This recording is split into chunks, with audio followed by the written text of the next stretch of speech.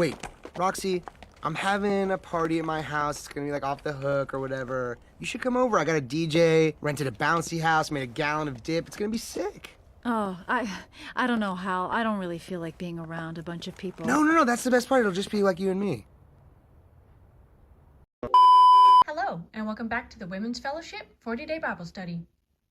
In our last meeting, we talked about the importance of knowing what you know and were taught versus what the world tries to tell you regarding baptism. In that shared story of mine, I had mentioned my mother. I just want to give a quick shout out as to how amazing she is, and I'm grateful that I can go to her to talk about anything. In this lesson for today, she actually was the one who told me a little fun fact about a book in the Old Testament, known as Esther. She told me the book of Esther is the only book of the Bible that God's name isn't mentioned. Tying with our last lesson, the book of Esther is partly about standing up for what you believe in. For those who don't know about the book of Esther, here's a quick recap.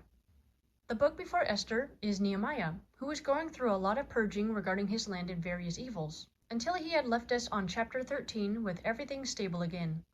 Remember this in my favor, O Lord, Nehemiah had pleaded, and then the end, opening up to Esther. The book of Esther reminds me of one of those short stories people like to read, her story only reaching up to 10 chapters in it. Basically, it's about this king who is looking for a new queen, gathering a bunch of women from around the land, finally picking Esther as his choice. Her uncle also worked in the palace too, named Mordecai.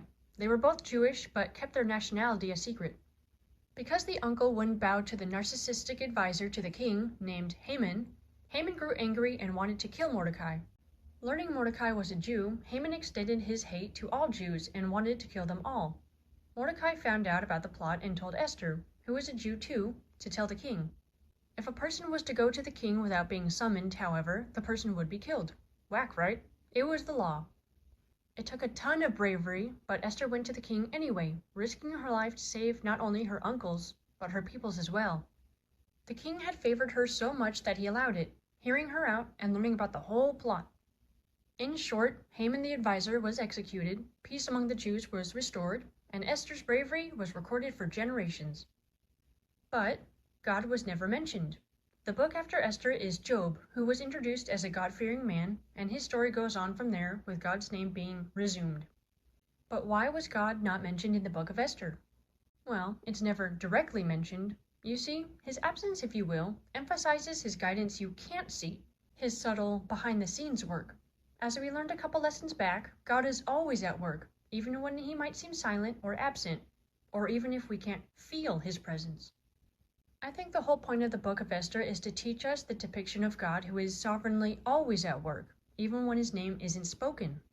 We see his hand on Esther, not walking her out of danger, but walking her through it, with her, a profound lesson in faith. And that concludes day 28.